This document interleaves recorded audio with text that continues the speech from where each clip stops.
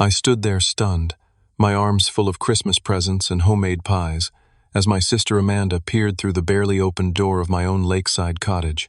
The chain lock I'd installed last summer jangled mockingly. "Don't make a scene." "You know why?" she whispered, her eyes avoiding mine. Behind her, I heard my parents laughing, glasses clinking. 3 months of planning this perfect family Christmas, and now I was locked out of my own property. As Amanda began closing the door, I reached for my phone and dialed 911. The dispatcher's voice sounded almost bored as I explained my situation. "Sir, you're saying you've been locked out of your own property?" Her skepticism was palpable even through the phone. I tried to keep my voice steady despite the cold December air biting through my jacket and the sight of my breath forming clouds in front of my face. "Yes, that's exactly what I'm saying," I replied, balancing my phone between my ear and shoulder while setting down the heavy box of presents on the snow-covered porch. "This is my property. I've owned this lakeside cottage for 5 years. The truth was, this place meant everything to me. When my grandfather passed away 5 years ago, he left me this cottage by Evergreen Lake. It wasn't just any inheritance. It was the place where I'd spent every summer growing up, learning to fish, swim, and appreciate nature. Grandpa John had been more of a father to me than my actual father ever was. After my divorce 3 years ago, this cottage became my sanctuary, my true home. I should explain who I am. My name is Frederick Anderson, 34 years old, and I work as an architectural engineer in the city. My life had followed a predictable pattern until my ex-wife Tracy decided our marriage lacked passion and left me for her yoga instructor. The cottage became my salvation, the place where I slowly rebuilt myself. Over the past year, I dedicated every weekend to renovating the place, turning what was once a rustic fishing cabin into a cozy, modern retreat. New hardwood floors throughout, a state-of-the-art kitchen with granite countertops, and a master bathroom that could rival any luxury hotel. But I'd been careful to preserve the charm. The stone fireplace remained untouched, as did the handcrafted bookshelves my grandfather had built decades ago. My relationship with my family had always been complicated. My parents, Eleanor and Robert Anderson, never tried to hide their favoritism toward my younger siblings. Amanda, 31, was the artistic genius of the family with her photography career, while Jake, 28, was the entrepreneur with his series of startup ventures that somehow always needed family funding. I was just the reliable one, the one who always had his life together, which somehow made me boring in their eyes. Despite this lifelong dynamic, I desperately wanted to heal the wounds. After spending last Christmas alone, I decided this year would be different. 3 months ago, I called my parents and proposed hosting everyone at the cottage. To my surprise, they sounded genuinely enthusiastic. "What a wonderful idea, Frederick," my mother had exclaimed. "We haven't had a proper family Christmas in years." That call sparked a frenzy of preparations. I took 2 weeks off work to get everything perfect. I spent thousands of dollars renovating the guest rooms, adding new queen-sized beds, luxury linens, and ensuite bathrooms for everyone. I meticulously planned a gourmet menu, ordering a heritage turkey from a local farm and specialty ingredients from stores all over the state. I even hand-selected wines that would pair perfectly with each course. The decorations were another labor of love. I'd strung thousands of lights around the property, placed poinsettias on every windowsill, and spent hours choosing the perfect 8-foot Douglas fir that now stood in the living room, adorned with antique ornaments that had been in our family for generations. I'd created personalized gifts for each family member, a leather-bound portfolio of Amanda's best photography work, a custom business plan template and organizational system for Jake's latest venture, and a European river cruise package for my parents' upcoming anniversary. "Sir, are you still there?" The dispatcher's voice pulled me back to my current predicament. "Yes, sorry. I'm still here," I replied, noticing that more lights had come on inside the cottage. Through the frosted window, I could see silhouettes moving around what appeared to be my living room. "We'll send an officer to your location, but it may take about 30 minutes. We're handling several weather-related incidents right now." I thanked her and ended the call, then decided to try the back door. As I trudged through the ankle-deep snow around to the rear of the cottage, I could hear laughter and music coming from inside. Anger and confusion fought for dominance in my mind. What possible reason could they have for locking me out of my own home? When I reached the back door, I immediately went to the loose brick in the patio wall, where I kept a spare key hidden. My heart sank when I found the hiding spot empty. This wasn't a misunderstanding. Someone had deliberately taken my spare key, and my family had intentionally locked me out of my own property. I tried peering through the back windows, but the curtains had been drawn. I knocked loudly on the door, calling out, "This is ridiculous! Let me in!" But the music inside only seemed to get louder, drowning out my protests. Defeated, I returned to the front porch to wait for the police. As I sat on the top step, I noticed my breath growing more visible in the increasingly cold night air. The temperature was dropping rapidly as darkness fell, and the weatherman had predicted it would reach 15 degrees tonight. I pulled my coat tighter around me and tried to make sense of what was happening. Why would my family do this? What could possibly justify locking me out of my own home after I'd spent months preparing for their visit? And more puzzlingly, who else was in there with them? The cottage wasn't small, but it wasn't designed for a crowd either. I'd prepared accommodations for my parents, Amanda, Jake, and Amanda's boyfriend, whom I'd never met. But I was sure I'd seen more people moving around inside than just those 5. As I sat there feeling the cold seep through my clothes, I couldn't help but wonder if this whole Christmas plan had been a mistake from the start. Perhaps some rifts can't be healed, no matter how much effort you put into trying.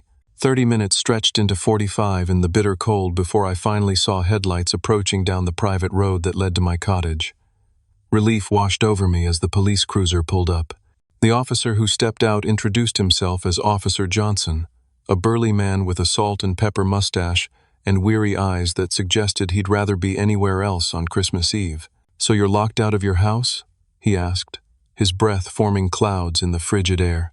"It's not just that," I explained, standing up and stamping my feet to restore circulation. "This is my property. I own this cottage, but my family is inside and they've locked me out. They're trespassing." Officer Johnson raised an eyebrow. "Family dispute, huh? Those are always fun during the holidays." Before I could respond, the front door opened, and Amanda appeared, this time stepping fully onto the porch. She'd changed into an elegant red dress that I'd never seen before. "Thank goodness you're here, officer," she said, her voice dripping with concern. "We were worried he might cause a scene." "Amanda, what is going on?" I demanded. "Why are you locking me out of my own cottage?" My father appeared behind her, looking distinguished in a blazer I didn't recognize. "Frederick, son, we really hoped it wouldn't come to this." "Come to what?" I felt like I was in some bizarre alternate reality. "Dad, I've spent 3 months preparing for this Christmas. I've renovated the guest rooms, planned every meal, decorated every inch of this place. And now you're acting like I'm trespassing on my own property?" "Your property?" My mother had now joined them, wearing a cocktail dress and more makeup than I'd seen her wear in years. "Frederick, honey, are you having another episode? You signed the cottage over to us months ago." "What?" I was genuinely stunned. "What are you talking about?" "I never signed anything over to you." Officer Johnson was watching this exchange with growing interest. "Ma'am, sir, do you have documentation regarding ownership of this property?" My father nodded solemnly. "We do, officer. Please come inside out of the cold." "He can come in," I said quickly. "But so am I. This is my house." My mother placed a hand on the officer's arm. "Officer, we're concerned about Frederick's mental state. He's been under a lot of stress at work, and this isn't the first time he's had memory issues. We're very worried about him." I couldn't believe what I was hearing. "That's absolutely not true. There's nothing wrong with my mental state, and I have never had memory issues." "Officer, they're lying to you." As I tried to follow them inside, Amanda blocked the doorway. "Frederick, please don't make this harder than it needs to be." Through the doorway, I caught glimpses of my living room. There were at least 10 people inside, most of whom I didn't recognize. Expensive-looking luggage was piled near the stairway. The Christmas tree I'd so carefully decorated was now adorned with different ornaments, and the presents I'd wrapped and placed under it were nowhere to be seen. "Who are all those people?" I demanded. "What's going on here?" Officer Johnson turned to me with a frown. "Sir, please wait here on the porch while I speak with your family and review their documentation." But the door closed in my face before I could finish protesting. I paced the porch, watching through windows as Officer Johnson examined some papers my father handed him. My mother appeared to be crying, dabbing at her eyes with a tissue, while my father comforted her. The perfect picture of concerned parents dealing with a troubled son. After what seemed like an eternity, Officer Johnson emerged with my father and sister. He held a document in his hand. "Mr. Anderson, I've reviewed the property transfer document, and everything appears to be in order. According to this, you transferred ownership of this property to your parents 3 months ago." He handed me the paper. I stared at it in disbelief. It was a property deed transfer with what appeared to be my signature at the bottom, dated exactly 3 months ago. The date matched when I had called them to invite them for Christmas. "This is forged," I said immediately. "I never signed this. This isn't my signature." My father sighed heavily. "Frederick, we've been through this. You signed it in front of a notary. You said you wanted us to have the cottage because your job was relocating you to the West Coast." "What?" "I've never been offered a relocation. I've been at the same office for 8 years. This is insane." I turned to Officer Johnson. "This document is a forgery. I never signed this." Officer Johnson looked uncomfortable. "Sir, this document has been properly notarized and filed with the county. Legally, this property currently belongs to Robert and Eleanor Anderson." "But it's a forgery," I insisted. "Can't you see that? They're lying to you." My mother had joined us on the porch, tears streaming down her face. "We've been so worried about these episodes. His doctor said stress could trigger them, but we never thought it would get this bad." "I don't have a doctor for episodes." I was nearly shouting now. "They're making this all up." Officer Johnson placed a hand on my shoulder. "Mr. Anderson, I think it would be best if you left to cool down for now. This appears to be a civil matter regarding property ownership, not a criminal trespassing situation. So, you're not going to do anything?" I couldn't believe this was happening. "If you believe the document is fraudulent, you'll need to take that up in civil court," he explained. "But tonight, based on the documentation I've seen, these people have a legal right to be here." I looked past them into the house one more time and caught sight of Jake standing in the hallway, partially hidden by the staircase. Unlike the others, he wasn't smiling or socializing. Our eyes met briefly, and I saw something in his expression: discomfort, maybe even guilt, before he quickly looked away and disappeared from view. "Where am I supposed to go?" I asked, suddenly feeling the full weight of my situation. It was Christmas Eve in a small lake community where most businesses would be closed, and I was effectively homeless. Officer Johnson suggested the Pine View Motel about 10 miles away, which apparently remained open year-round for ice fishermen and weekend skiers. He even offered me a ride there, which I reluctantly accepted after retrieving my suitcase from my car. As we drove away from the cottage, I watched the warm glow of its windows recede in the distance, still unable to process how my perfect family Christmas had turned into this nightmare. The Pineview Motel was exactly what you'd expect from a budget accommodation in a rural area. Dated furniture, a mattress with questionable springs, and heating that clanked alarmingly every 20 minutes. But it was shelter, and for that, I was grateful. After checking in, I immediately called Sam Hayes, my lawyer and old college roommate. Despite it being Christmas Eve, he picked up on the third ring. "Frederick, everything okay?" Sam's voice was partially drowned out by children laughing in the background. "No, everything is definitely not okay," I replied, and proceeded to explain the bizarre situation. Sam's holiday cheer quickly faded as he listened. "Wait, they're claiming you transferred the property to them? And the police saw a notarized document?" "Yes, but I never signed anything. It has to be a forgery." I could hear him moving to a quieter room. "The problem is, if it's been properly filed with the county and has a notary's seal, that carries a lot of weight legally. I can pull the records after the holiday, but courts take notarized documents very seriously." Sam, I'm telling you, I never signed anything. My frustration was mounting. There has to be a way to prove it's a forgery. There is, but it takes time. We'd need a forensic document examiner to analyze the signature. And even then, if they used a good forgery method, he trailed off, clearly not wanting to discourage me further. After promising to start looking into it the day after Christmas, Sam returned to his family celebration, leaving me alone with my thoughts in the dingy motel room. I couldn't just sit there, though. I needed to understand what was happening. I pulled out my laptop and started going through my files, looking for any clues. I kept meticulous records of all property-related documents, and there was absolutely nothing suggesting I had transferred ownership of the cottage. Next, I checked my email history with my family. The exchanges about Christmas were all there: my initial invitation, their enthusiastic acceptance, discussions about menu preferences and arrival times. Nothing that hinted at any property transfer. As I scrolled through my calendar, I noticed something odd.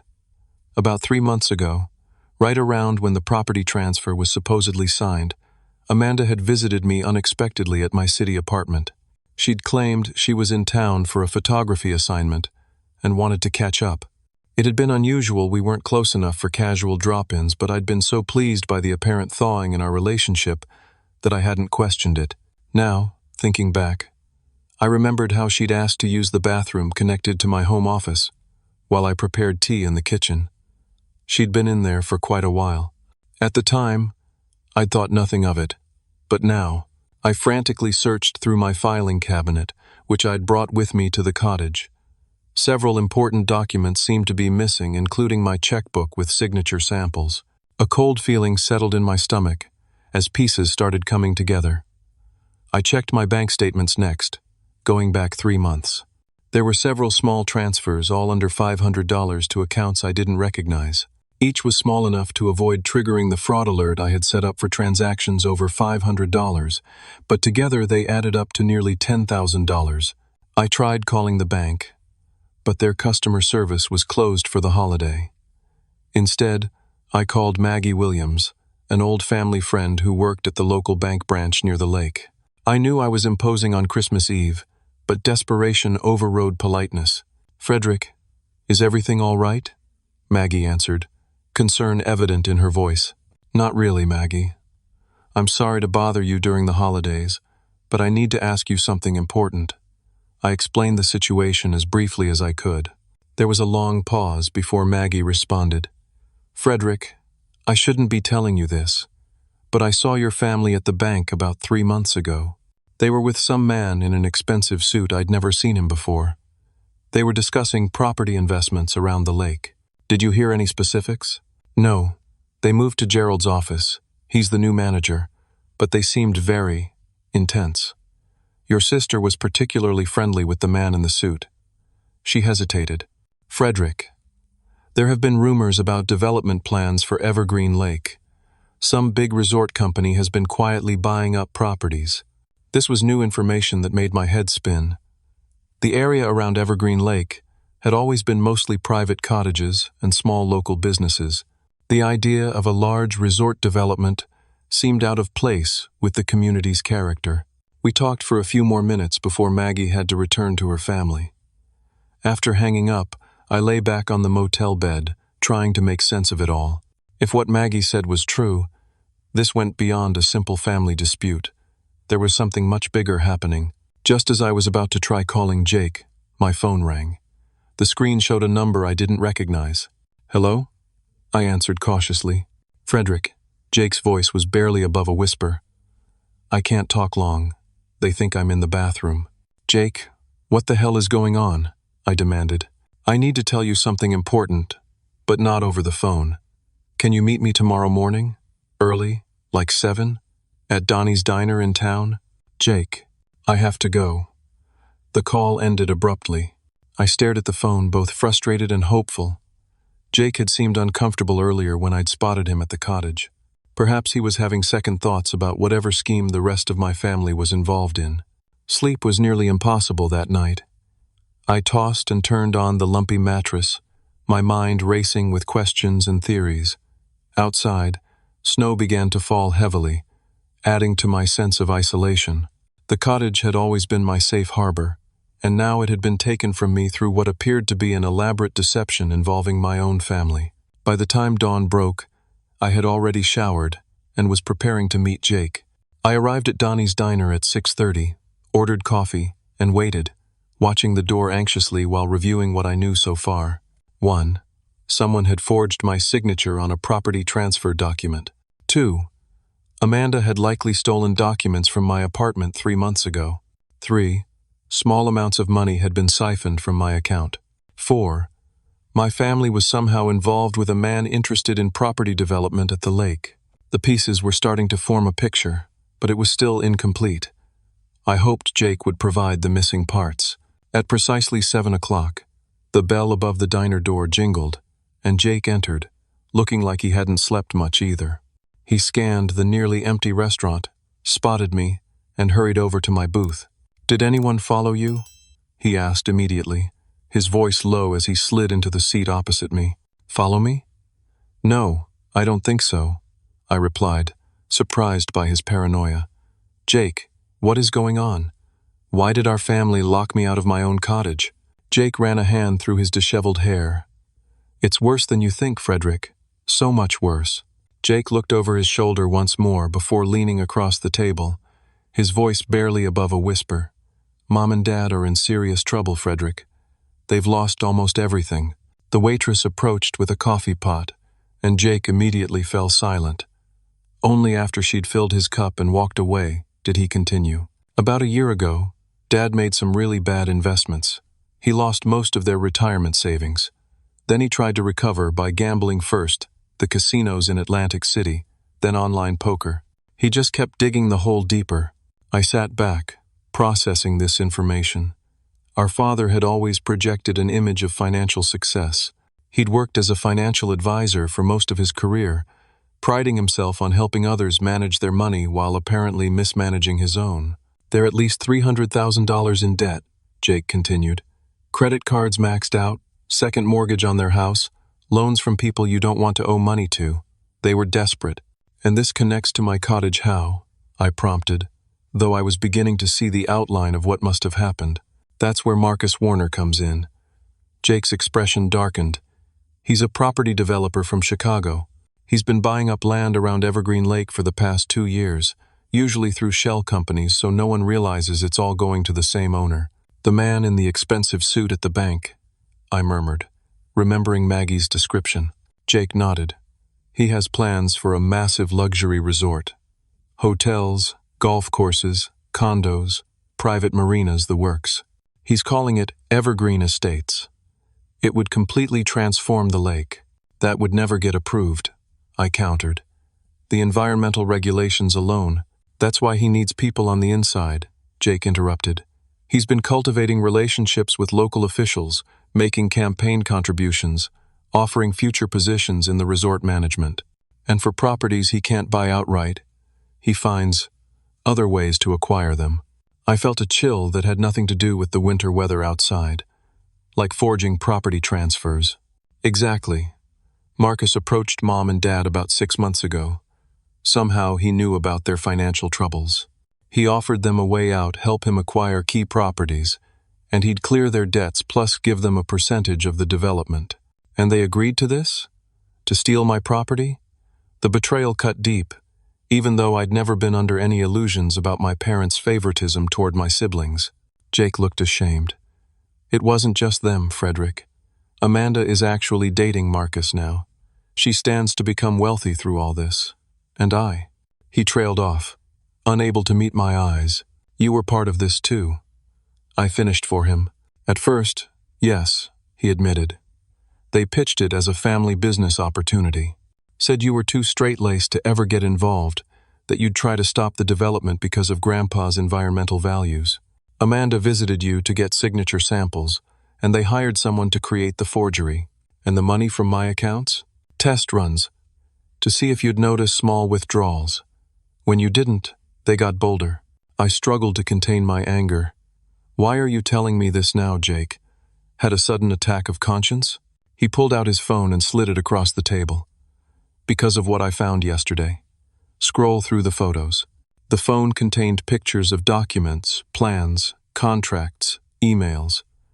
As I swiped through them, my anger gave way to horror. The development plan wasn't just about luxury accommodations. It included provisions for industrial waste disposal, circumventing environmental regulations through technical loopholes, and projections for acceptable pollution levels in the lake. Marcus doesn't just want to build a resort, Jake explained. He needs a place to handle waste from his other properties and industrial partners. Evergreen Lake is perfect remote enough that few people would notice at first, with enough water volume to dilute the evidence. This is criminal, I said, still scrolling through the damning evidence. This would destroy the lake ecosystem. Grandpa spent his life protecting this lake. He was on the original conservation committee that established the environmental protections. I know. Jake took the phone back. When I found these documents in Marcus's briefcase yesterday, I couldn't keep pretending this was just about money. The lake would be dead within 5 years if these plans go through. Just then, Jake's phone buzzed with a text message. His face went pale as he read it. "What is it?" I asked. "Marcus knows some documents are missing. They're checking everyone's phones and belongings." He stood up abruptly. "I need to get back and act normal before they realize I'm gone. They think I went for an early morning run. Jake, we need to take this to the authorities. It's not that simple. Marcus has connections with the local police. Why do you think Officer Johnson was so quick to accept that property transfer? We need more evidence, and we need to be careful about who we trust." Jake glanced toward the diner window and froze. "Oh no." I followed his gaze and spotted a black SUV moving slowly through the parking lot. A man in the passenger seat was scanning the building. "That's one of Marcus's security guys," Jake whispered urgently. "They must have tracked my phone. You need to go. Now. Come with me," I urged. Jake shook his head. "I need to delete these photos and act normal. If they realize we're both onto them, they'll destroy all the evidence. Go out the back. I'll contact you when I can." Before I could protest further, Jake was walking toward the front door, casually, as if he'd just stopped in for a quick coffee. I dropped some money on the table and headed for the kitchen, explaining to the confused waitress that I needed to make a quick exit. Thankfully, she seemed to find it more amusing than suspicious, and pointed me toward the rear delivery entrance. As I slipped out into the alley behind the diner, I heard the front door chime. I didn't wait to see if it was Marcus's men or just another customer. I hurried to where I'd parked my car a block away, constantly checking over my shoulder. Only when I was driving away from town did I allow myself to think through what Jake had revealed. This wasn't just about my cottage anymore. It was about preventing an environmental disaster and exposing a criminal conspiracy that included my own family. I needed help, but as Jake had pointed out, I couldn't trust the local authorities. I needed to build a case strong enough that it couldn't be ignored or brushed aside, and I needed to do it quickly, before Marcus Warner could move forward with his plans for Evergreen Lake. The motel room felt even smaller and more depressing when I returned. I paced the worn carpet trying to formulate a plan. Jake's revelations had transformed my understanding of the situation. This wasn't just a family betrayal. It was a criminal conspiracy with potentially devastating environmental consequences. I needed allies, evidence, and legal leverage. Most importantly, I needed people who couldn't be bought or intimidated by Marcus Warner. My first call was to Sam Hayes again. This time, I shared everything Jake had told me. "This changes things," Sam said after listening to the full story. "If Warner has local officials in his pocket, we can't rely on normal channels. We need to go above their heads, state-level environmental protection agencies, maybe even federal." "What about the property theft?" I asked. "That's still important, but frankly, it might be easier to address as part of the larger case against Warner. Proving forgery takes time, but environmental violations and corruption of public officials, that gets attention fast." Sam promised to start making discreet inquiries with contacts he trusted, but warned me to be careful. "If this guy is as connected and unscrupulous as you say, he won't hesitate to silence threats to his plans." After ending the call with Sam, I considered my next move. I needed more evidence than just Jake's word and some hastily photographed documents. I needed someone who could help investigate Marcus Warner's operations more thoroughly. With some reluctance, I scrolled through my contacts until I found a name I hadn't called in over 2 years: Caroline Miller. We'd dated for about a year after my divorce, but our relationship had ended badly when her work as an investigative reporter consistently took precedence over our time together. The irony wasn't lost on me that this same quality made her exactly the person I needed now. To my surprise, Caroline answered on the first ring. "Frederick Anderson. I never thought I'd see your name on my caller ID again." "Hello, Caroline," I said, uncertain how to proceed. "I'm sorry to call out of the blue like this. Let me guess. You need something only a nosy reporter can provide." Her tone was sarcastic but not entirely unfriendly. "Actually, yes. I decided honesty was the best approach. I've stumbled onto something big, and I need help from someone I can trust who knows how to dig into corporate dealings. I'm listening." The professional curiosity in her voice told me I'd made the right call. I explained the situation, starting with being locked out of my cottage and ending with Jake's revelations about Marcus Warner's plans for Evergreen Lake. "Warner?" Caroline interrupted. "Marcus Warner of Warner Development Group?" "Yes, that's him. You know of him?" "Know of him?" "Frederick, I've been tracking that guy's operations for months. He's been involved in at least 3 questionable development projects across the Midwest. There are rumors of environmental violations, bribery of officials, even connections to organized crime for financing.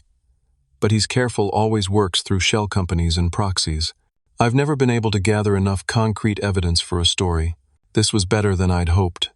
So you'd be interested in helping me?" "Interested doesn't begin to cover it. If Warner is planning what you described at Evergreen Lake, and we can prove it, that would be the break I've been looking for. When can we meet?" We arranged to meet that afternoon at a cafe in the next town over, where we'd be less likely to be recognized. Before heading out, I made one more call to Diane Franklin, an environmental lawyer whose name I'd found associated with the Evergreen Lake Conservation Trust, the organization my grandfather had helped establish decades ago. Diane was initially hesitant when I called out of the blue on Christmas Day, but became increasingly interested as I outlined the situation. "The trust has been worried about the pattern of property acquisitions around the lake," she confirmed. "We've been monitoring water quality because of rumors about development, but we hadn't connected it to Warner specifically." She agreed to meet with Caroline and me, bringing whatever information the trust had already gathered on the lake's current environmental status and the regulatory protections in place. By mid-afternoon, the 3 of us were huddled in a corner booth at Milltown Cafe, 20 miles from Evergreen Lake. Caroline arrived first, her curly red hair just as I remembered it, though cut shorter now. She'd brought a laptop and several files, already deep into research mode when I walked in. Diane joined us shortly after, a tall, stern-looking woman in her 50s with reading glasses perched on her head. "The environmental regulations around Evergreen Lake are actually quite robust," Diane explained after introductions were made. "Your grandfather was instrumental in establishing the watershed protection ordinances back in the 80s, which is precisely why Warner needs to acquire properties through less than legal means," Caroline added, turning her laptop to show us a complex web of corporate entities. "He can't just build whatever he wants, even with corrupt officials helping. He needs to control enough land to create leverage." "And my cottage?" I asked. Diane studied a map of the lake. "Your property is particularly valuable because it includes 300 feet of shoreline at the narrowest part of the lake. The original ordinances specifically protect that area as a natural filtration zone, if that area were to be developed. The entire ecosystem could be compromised," Caroline finished. "Plus, your property provides the most direct access route for construction equipment to the north side of the lake, where most of Warner's other acquisitions are located." The pieces were falling into place. My cottage wasn't just another property, it was a keystone in Warner's plans. Without it, his entire development scheme would be more difficult and expensive to execute. We spent the next 2 hours formulating a plan. Caroline would use her journalistic resources to investigate Warner's corporate structure and previous developments. Diane would prepare legal briefings on the environmental protections in place and document any current violations. And I would focus on proving the fraudulent property transfer and gathering any additional evidence from Jake. As our meeting concluded, my phone rang. It was a number I didn't recognize. "Hello?" I answered cautiously. Frederick? It was my apartment building's manager in the city. I'm really sorry to bother you during the holidays, but there's been an incident at your apartment. The security alarm was triggered, and when the security company responded, they found your door broken open and your place ransacked. My heart sank. Was anything taken? Hard to say without you here, but your computer is missing, and the place is a mess. The police have been notified, but they're asking if you can come identify what's missing. I'll be there as soon as I can, I promised, then hung up and explained the situation to Caroline and Diane. They're looking for Jake's evidence, Caroline said immediately, and probably trying to intimidate you. It's working, I admitted. The violation of my home, coming so soon after the theft of my cottage, left me feeling vulnerable and exposed. You can't go back to that motel, Diane decided. It's too obvious. You can stay at my guest house. It's isolated, and no one would connect you to me. I gratefully accepted her offer. But first, I needed to check on my apartment. Caroline insisted on coming with me, saying she needed to document the break-in as part of the investigation. We agreed to meet Diane the following morning to continue our planning. The 2-hour drive to the city was tense, with Caroline periodically checking her rearview mirror to ensure we weren't being followed. We discussed strategy, filling in gaps in each other's knowledge about Warner and his operations. Despite the circumstances, I found myself remembering why I'd been attracted to Caroline in the first place: her sharp mind, unwavering determination, and surprising moments of humor even in serious situations. When we arrived at my apartment building, the manager met us in the lobby. The police have already been and gone, he informed us. They took some fingerprints, but honestly, they didn't seem very hopeful. Said there've been several break-ins in the area recently. The scene in my apartment was worse than I'd imagined. Drawers had been emptied onto the floor, furniture upended, even picture frames smashed. But amidst the chaos, something stood out: a piece of paper, placed deliberately on my kitchen counter, held down by a single coffee mug. It was a printout of an email from my company's HR department, dated yesterday, requesting my presence at a meeting the day after Christmas to discuss concerns raised about recent behavior.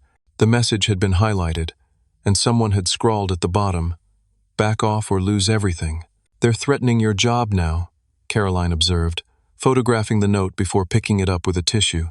"They want to isolate you, completely take your property, your home, and now your career." I sank onto the only chair still upright in my living room.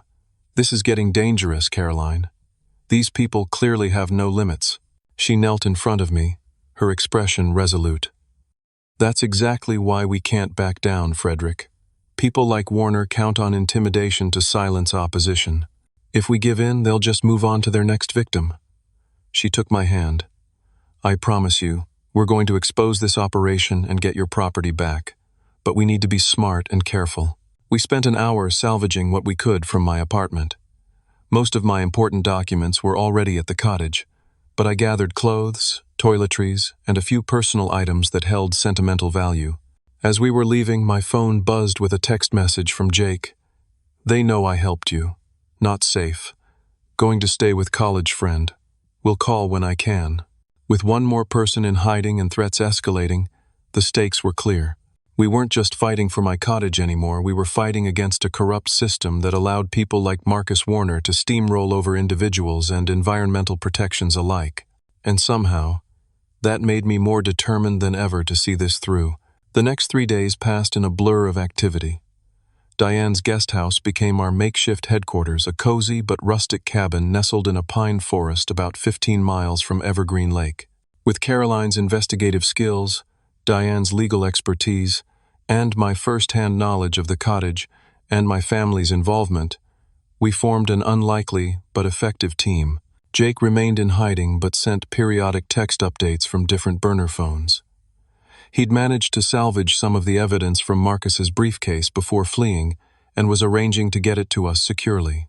Caroline made remarkable progress tracing Marcus Warner's business dealings. "His pattern is consistent," she explained, spreading documents across Diane's dining table. "He establishes shell companies to purchase properties, corrupts local officials for zoning changes and permit approvals, and uses intimidation tactics against holdouts. But the environmental violations are what will sink him," Diane added.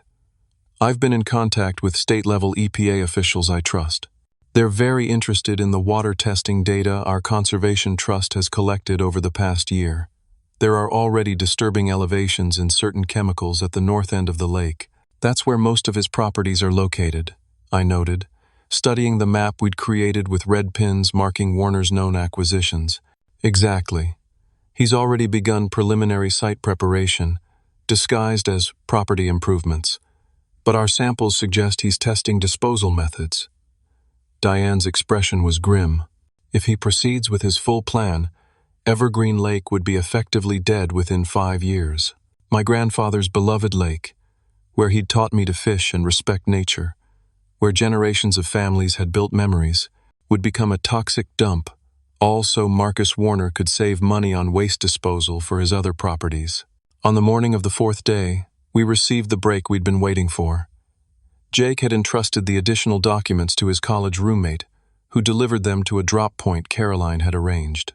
The evidence was damning internal memos explicitly discussing the forgery of my property transfer, bribes paid to specific local officials, and detailed plans for circumventing environmental regulations. "This is more than enough for the state authorities to act," Diane declared after reviewing the materials. "With this, plus our water testing data and Caroline's research on the corporate structure, we can bypass the corrupted local officials entirely." Caroline was already making calls to her contacts at state-level law enforcement and regulatory agencies. "They're sending a team tomorrow," she reported, barely containing her excitement. "This is big, Frederick. Much bigger than just your cottage. Warner's operation spans 3 states. What about my parents and Amanda?" I asked, conflicted about their fate. Despite their betrayal, they were still my family. "That's complicated," Diane admitted. "They've clearly participated in fraud and conspiracy, but their cooperation could be valuable in building the case against Warner. The prosecutors might offer them a deal." I nodded, not entirely sure how I felt about that possibility. Part of me wanted justice for their betrayal, while another part recognized that they'd been manipulated by Warner, their financial desperation making them vulnerable to his schemes. With state authorities mobilizing, we needed to act quickly to secure additional evidence before Warner realized the net was closing. We devised a plan to confront Warner directly at a meeting he'd scheduled with potential investors at my cottage. Caroline had learned about it through her sources, a gathering to showcase the centerpiece of his development plans. "It's risky," Diane warned. "Warner won't be alone, and he's already demonstrated he's dangerous. But the distraction will allow the state environmental team to access the North Shore properties without interference," Caroline countered. "And Frederick deserves to confront the man who stole his home." I appreciated Caroline's support, but was more motivated by the practical aspects. I can wear a recording device. With Warner surrounded by investors, he'll be trying to impress them. He might say things that further incriminate him. After much discussion, we agreed on the approach. Caroline would pose as my legal assistant, Diane would coordinate with the state environmental team, and I would confront Warner directly. We spent the rest of the day preparing, reviewing the evidence we'd gathered, and ensuring our recording equipment was functioning properly. That night, unable to sleep, I stepped outside onto the guest house porch. The air was crisp and clear, stars brilliant in the winter sky. Caroline joined me, wrapping a blanket around her shoulders against the cold. "Nervous about tomorrow?" she asked. "Terrified," I admitted, "but also ready to end this. I keep thinking about my grandfather, how heartbroken he'd be to see what's happening to his beloved lake. From what you've told me about him, I think he'd be proud of what you're doing now," Caroline said softly, "fighting back against corruption, protecting the environment he loved." "I hope so." I turned to look at her. "Caroline, I want to thank you. You didn't have to help me, especially after how things ended between us." She smiled slightly. "Don't get sentimental on me now, Frederick. Besides, this is the biggest story of my career. My editor is already talking Pulitzer. Still, I appreciate it." I hesitated, then added, "And I'm sorry for not being more supportive of your work when we were together. I understand now how important it is." "Water under the bridge," she replied, but her expression had softened. "Let's focus on tomorrow. After that, Well, we'll see. The next morning, we set out for the confrontation. I was wired with a recording device provided by one of Caroline's law enforcement contacts. We timed our arrival to coincide with the investor meeting, which Jake had confirmed was scheduled for 11 a.m. As we approached the cottage, I felt a surge of emotions: anger at the theft of my property, determination to expose Warner's schemes, and an unexpected pang of loss at seeing the familiar structure that had meant so much to me throughout my life. Caroline squeezed my hand reassuringly before we exited her car. Remember, stay calm and get him talking. The more he reveals, the stronger our case. We walked up to the front door, and I rang the bell, a strange experience at my own home. A few moments later, the door was opened by a man I didn't recognize, dressed in a dark suit with an earpiece. "Can I help you?" he asked, his stance making it clear he was security rather than a guest. "I'm Frederick Anderson. This is my property, and I need to speak with Marcus Warner immediately." The man's expression didn't change, but he spoke quietly into a wrist microphone. After a brief exchange, he stepped aside. "Mr. Warner will see you in the study." We were led through my own home, now transformed with expensive furniture I didn't recognize and artwork that wasn't mine. In the living room, about a dozen people in business attire were examining presentation boards showing renderings of a massive resort complex. They looked up curiously as we passed. The study, formerly my grandfather's reading room, which I'd preserved exactly as he left it, had been converted into a sleek office space. Behind the desk sat a man I assumed was Marcus Warner, mid-40s, immaculately dressed, with the confident posture of someone accustomed to getting his way. "Mr. Anderson," he said smoothly, rising to greet us, "I was wondering when you might pay us a visit, and you've brought assistance." His eyes lingered on Caroline with a hint of recognition. "This is my legal consultant," I said, deliberately vague. "We're here to discuss the fraudulent transfer of my property and your plans for Evergreen Lake." Warner smiled, but it didn't reach his eyes. "Fraudulent? That's a serious accusation. The transfer was properly executed and filed. As for my plans, I'm creating a world-class resort that will bring jobs and prosperity to this backwater region." Along with toxic waste and environmental destruction, Caroline interjected. Warner's smile faltered slightly. "I don't believe we've been introduced, Miss." "Miller. Carolyn Miller." Recognition flashed in his eyes. The reporter. "I see. This meeting just became much more interesting." He gestured to the security man who had escorted us in.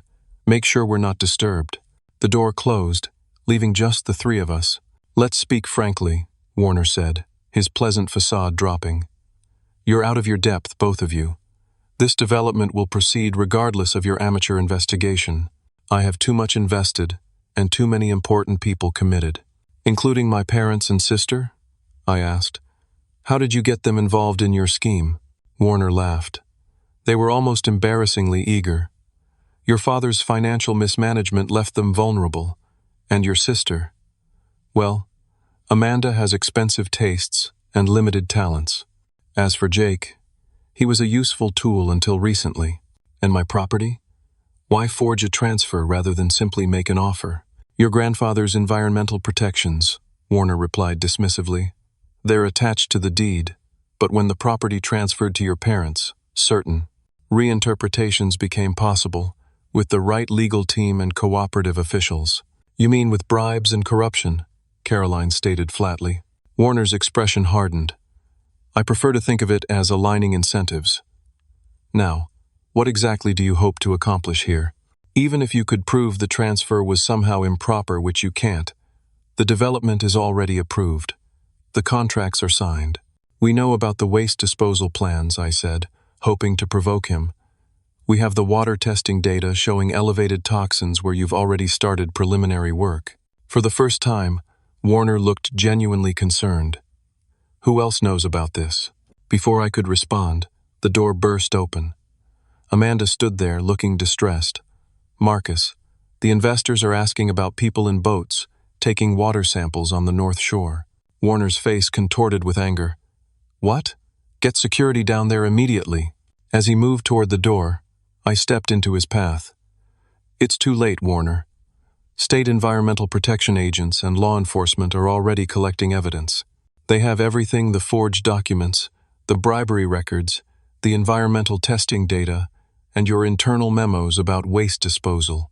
You're bluffing, he snarled, but uncertainty had crept into his voice. Am I?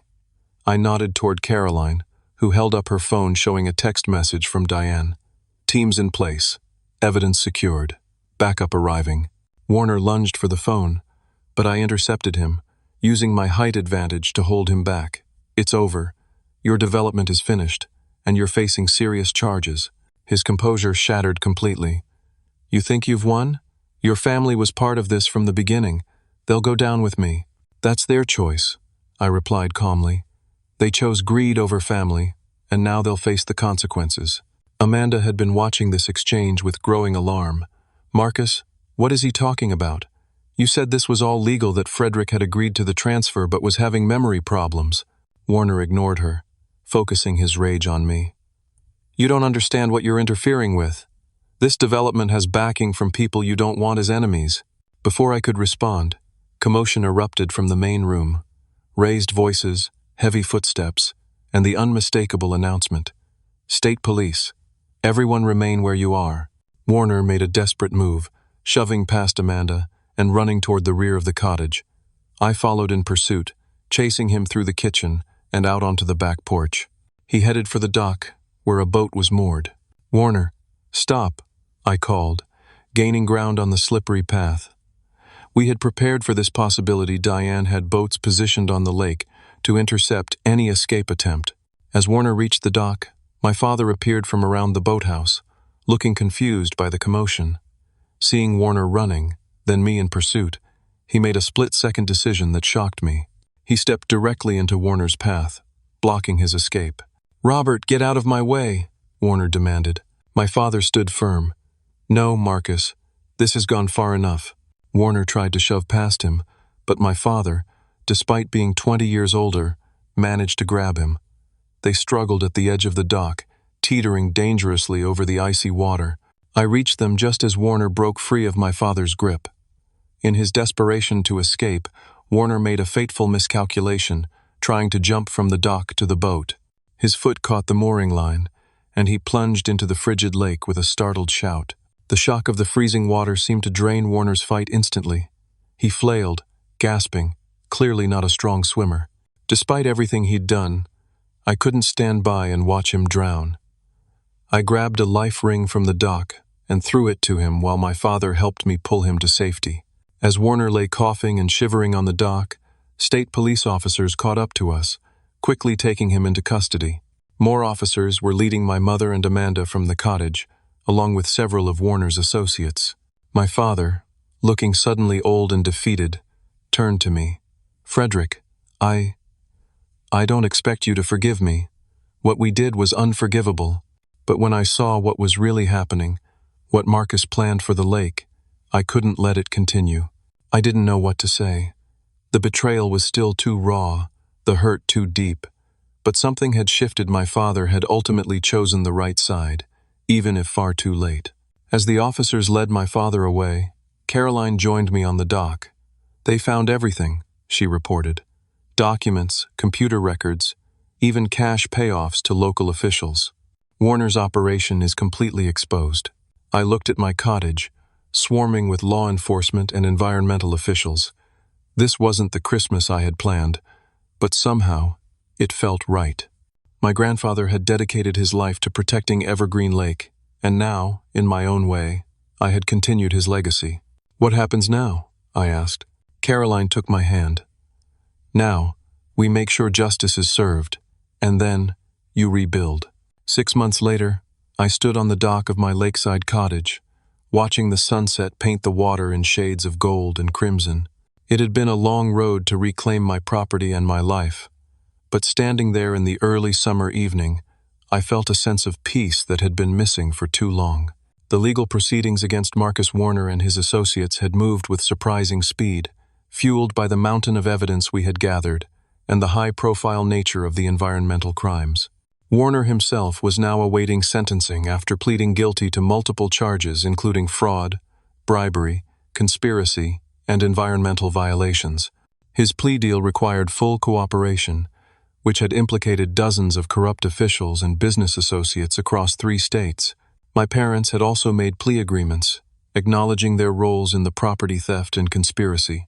Their cooperation had earned them reduced sentences. My father would serve 1 year in a minimum security facility, while my mother received probation and community service. They had also been ordered to make financial restitution to me and the other victims of Warner's schemes. The cottage had been legally returned to me within weeks, though it had taken longer to undo the changes Warner had made to the interior. I'd carefully restored my grandfather's reading room, replacing the antique desk and bookshelves that had been removed. The rest of the cottage I had slowly returned to its former state, erasing Warner's attempt to transform it into a sleek executive retreat. Amanda had moved to California, unable to face the community or family after the scandal. Our relationship remained strained, with only occasional tense phone calls.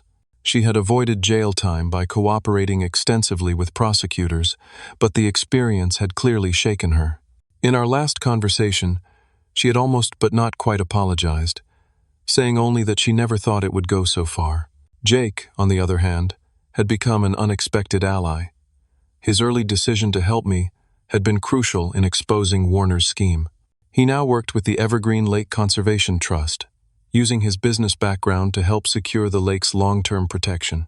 We'd begun rebuilding our relationship, finding common ground in our shared commitment to our grandfather's legacy. The most unexpected development had been with Caroline.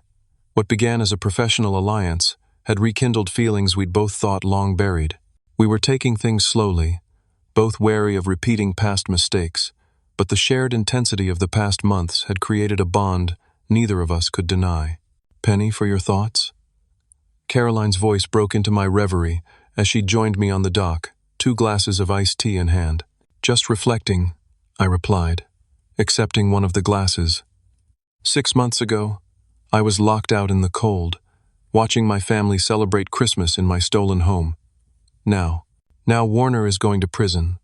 The lake is protected under a new conservation agreement, and you're hosting a community celebration, she finished, gesturing toward the cottage where preparations were underway for tomorrow's event. The Evergreen Lake Summer Festival had been my idea, a way to bring the community together after the divisive scandal. The lakefront property would be open to the public for a day of swimming, boating, environmental education, and a fundraiser for the expanded Conservation Trust. "Do you think your grandfather would be proud?" Caroline asked, knowing how often my thoughts turned to him. "I think he would," I said after a moment. "Not just because we stopped Warner, but because something better came from it. The lake has stronger protections now than ever before, and people around here have a new appreciation for what they almost lost." The sound of car tires on gravel announced a new arrival. Jake stepped out of his truck, waving as he spotted us on the dock. He was carrying rolled-up posters for tomorrow's educational displays. "The state environmental team just confirmed they'll have a booth," he called as he approached, "and 3 more local businesses signed up as sponsors. This is going to be bigger than we planned." "That's great news," I replied, genuinely pleased. The community's enthusiasm for the festival had exceeded all expectations. As the 3 of us walked back to the cottage, I reflected on how dramatically my life had changed since last Christmas. The family I'd tried so desperately to reconnect with had betrayed me in the worst possible way. Yet from that betrayal had come new relationships, stronger community bonds, and a deeper connection to my grandfather's values. Diane was already at the cottage, directing volunteers in setting up tables and displays for tomorrow's festival. The governor's office called. She informed us as we entered. "They're sending a representative to announce the new lake protection legislation. They're calling it the Anderson Conservation Act in honor of your grandfather." That news hit me with unexpected emotion.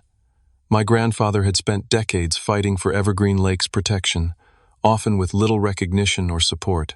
Now, his name would be permanently associated with the expanded conservation efforts that resulted from exposing Warner's scheme. "He would have hated all the fuss," I said, smiling through sudden tears. "But he would have loved the result." As evening fell, volunteers departed, promising to return early the next morning. Caroline, Jake, Diane, and I sat on the porch, looking out over the tranquil lake. The water reflected the first stars appearing in the deepening blue sky, undisturbed now by development threats or toxic contamination. "You know," Jake said thoughtfully, "when all this started, I was just thinking about money. Warner made it sound so reasonable: progress, development, jobs. I never stopped to consider what we were really trading away." "That's how guys like Warner operate," Caroline observed. "They present exploitation as opportunity, destruction as progress. It works because people want to believe it. The important thing is that you recognized the truth when it mattered," I told Jake. "You chose differently than Mom and Dad, than Amanda." "Speaking of choices," Diane interjected, "have you decided what you're going to do with the property long-term, Frederick? The trust's offer to purchase a conservation easement is still open." I had been considering the offer for weeks. The easement would allow me to retain ownership while permanently restricting development on the property, preserving the shoreline in its natural state. In return, I would receive a substantial tax benefit and a payment that would cover what I'd spent fighting to reclaim the property. "I've decided to accept," I confirmed, "with one condition: that the easement includes public access to the shoreline trail year-round. Grandpa always believed the lake belonged to everyone, not just property owners." Diane nodded approvingly. "I'll draw up the paperwork. It's a fitting tribute to his legacy."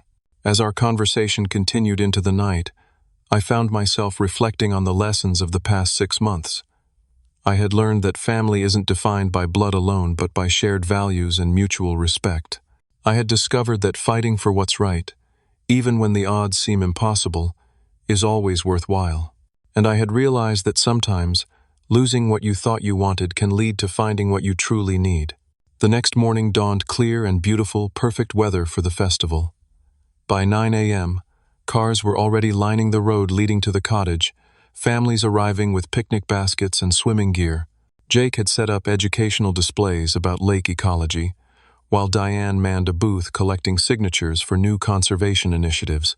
Caroline moved through the crowd, notebook in hand, gathering quotes for her follow-up article on the community's recovery from Warner's scheme.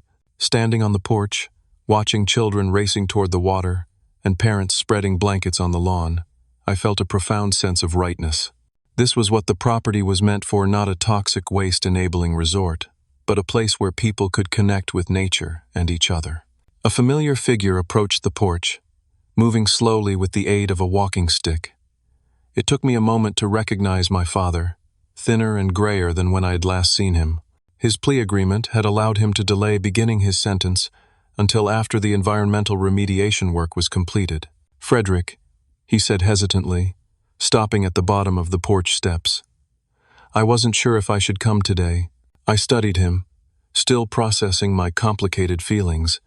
"Why did you?" "To see what you've created here," he replied, gesturing to the festival.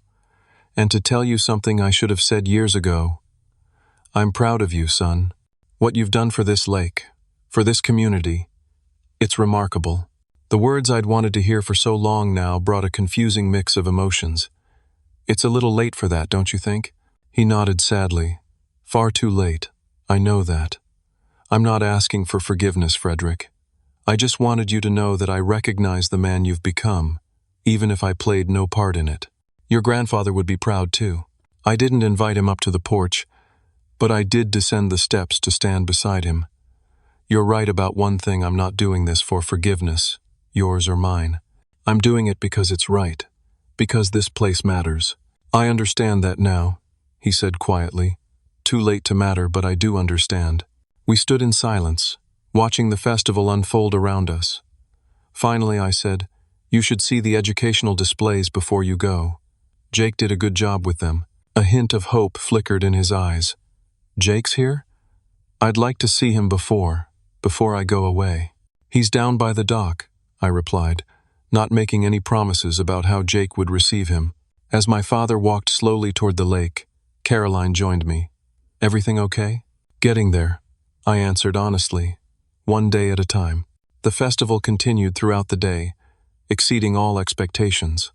The governor's representative arrived to announce the Anderson Conservation Act, prompting cheers from the assembled crowd. Local businesses donated food and drinks.